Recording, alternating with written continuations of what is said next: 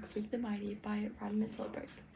Basically, the book's about a story about two boys, Max, who's strong and tall and big and struggles with learning, and then Kevin, who is small but incredibly smart.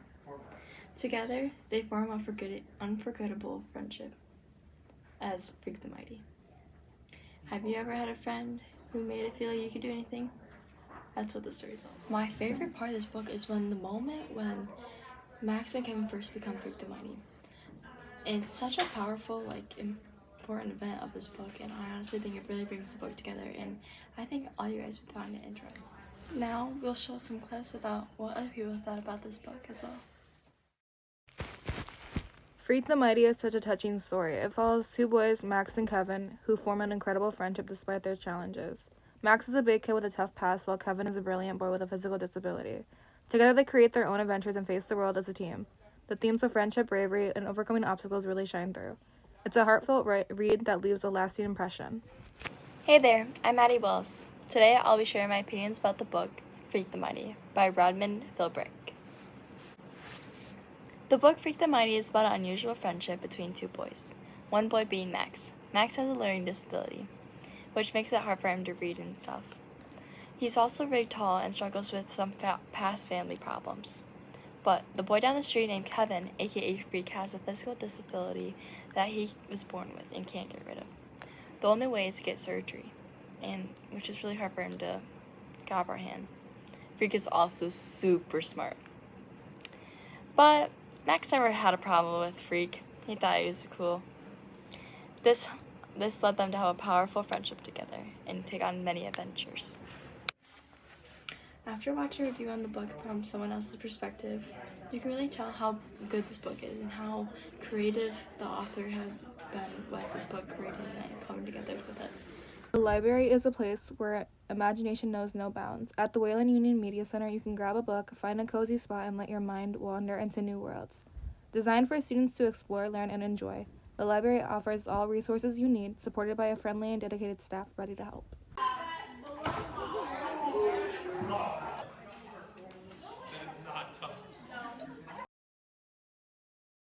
Notice how the smell of gunpowder makes you thirsty? Because after the fireworks, I'm aimless for where the food carts are parked along the street, thinking about an ice-cold lemonade, how clean it will taste. And for a moment, I almost forget that Freak is riding on my shoulders. Amazing perspective up here, he's saying. This is what you see all the time? I'm not that big, I say. This way you're like 2 feet taller than me. Cool, he says. I love it. We're working our way through the crowd, and we're almost to the food carts when Freak tugs on my hair. Creighton at 2 o'clock, he says real urgent. 2 more at 3 o'clock. I go, huh? What? The blade and his game, Freak hisses. They've locked onto us. Their trajectory is converging. Go to the left, he says. Make it quick, if you want to live. Too bad I'm a little confused about rights and lefts. If I don't think about it, I know. But if I have to think about it quick, my mind goes blank. Right? Left. What does it all mean? Left, Freak says, and he kicks me with his little foot, like he's digging into a horse, and it clicks in my head. Go that way. Follow the feet. Faster, Freak is saying, and he's urging me on. It's lucky for me that the little dude doesn't have any spurs, but I don't care. I just want to get clear of Blade. Warp factor 9, Freak is shouting. More speed, oh mighty beast. Now I'm running at a full gallop, weaving through the crowd, and I don't even need to look back. All I have to do is follow the way Freak is kicking his feet and steering me. I'm pretty sure we're getting away until this punk comes out of nowhere. He's one of Blade's gang, and he's got this big ugly grin. Over here, Tony. Got him cornered. What do? I say to Freak. He goes, I'm thinking. I can hear Blade before I can see him. Hear his wicked laugh. So mean and dirty it makes my stomach freeze up and my knees feel squishy. You, the Freak. You and that giant retard. I'll cut you down to size. Dice and slice, baby. Freak show time. And now I can see him. See that pointed white grin, and his eyes so dark and cruel, and he's swaggering through the crowd. He's got us surrounded with punks. Everywhere I turn, there's another mean face trying to look as tough as Tony D. In a small voice, I say, tell me what to do. And Freak pats me on the shoulder and he says, just give me a nanosecond to process the alternatives. Slice and dice. That's Blade, and he's reaching into his back pocket. Make it quick, I hiss. And then Freak is kicking my right shoulder. And I turn that way, and he's saying, go, go! And I run right over this punk. He's so surprised he loses his bubblegum, and he tries to grab my leg, but I kick free, and I'm running right, and then left, running blind, and just letting Freak decide which way we should go because he must have a plan. A dude as smart as that. Which I'm right about. He does have a plan. Only the plan is to run out into the smelly mill pond and drown us both. Go on! He's shouting from up above my head. Trust me, we'll be okay! Blade is shouting too, and I can hear his feet pitter-pattering behind me, catching up. Warp speed! Freak is shouting, and he's kicking with both feet, which means go straight. Head for the H2O! The pond is right ahead of me, and I'm sort of running along the edge, crunching over the bottles and cans and candy wrappers, and then I hear this zingy sound, and I just know Blade is swinging a knife, cutting the air right behind us. And there's nowhere to go but into the pond, like Freak wants to. I almost lose it right there, taking that first step, because it's a gunky pond, and the mud is really oozy and deep, and it sucks right up to my knees. But I'm so scared of getting cut by Tony D. So scared he might bite me with those wicked teeth. I just keep going. There's this great ugly sucking sound as my feet come back up, out of the mud, and I stretch out as far as my legs will go, and I take another step, and I just keep going. I'm going so fast that the water is up to my chest before Freak gets my attention. He's tugging at my hair with both hands. Whoa, he's saying. Slow up, we did it! The mud is up around my knees, and it's real hard to turn around. Finally, I get so I'm facing back at the shore, and there's Blade, just his head above the water. And he looks all white and scared. Help! He's blubbering, choking on that dirty water, and then his punksters are splashing in to rescue him. Man, they can hardly get him loose, the way he's stuck deep in that mud.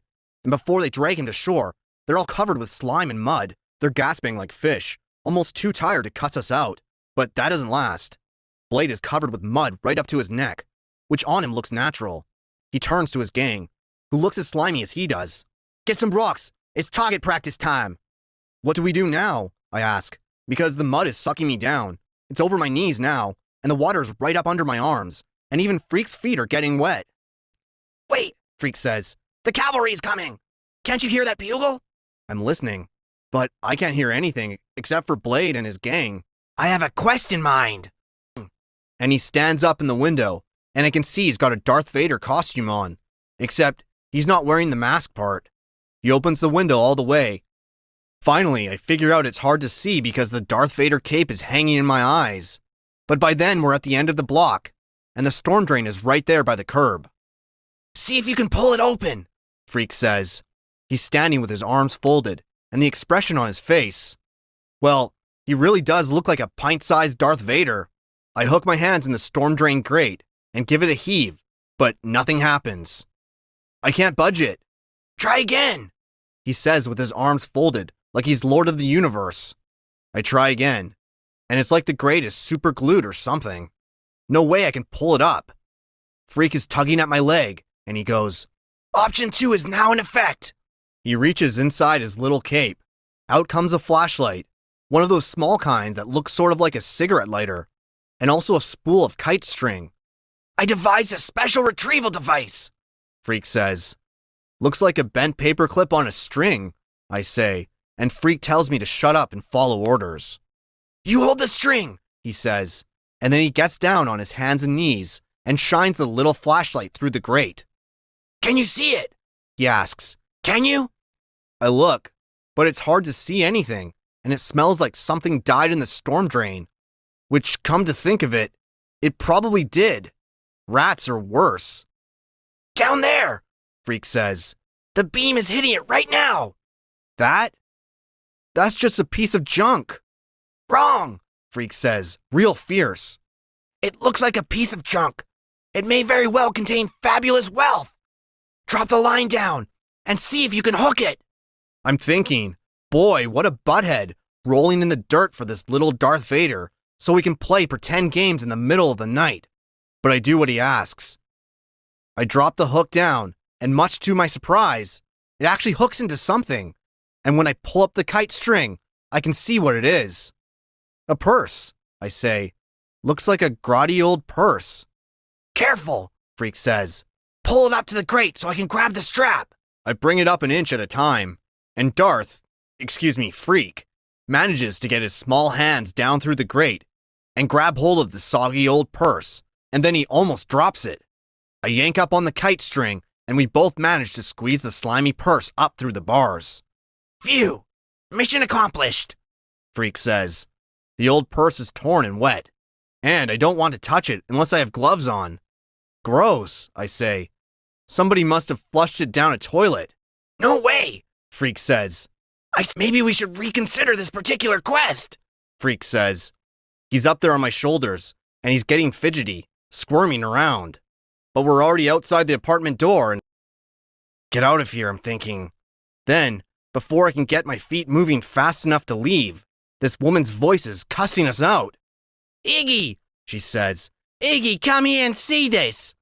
Now she's standing in the doorway, this scrawny yellow-haired woman with small hard eyes and blurry red lips. She's wearing this ratty old bathrobe, and she's smoking a cigarette, and squinting at us, and making a face. Iggy, she says out of the side of her mouth. Come here and tell me, is the circus in town or what?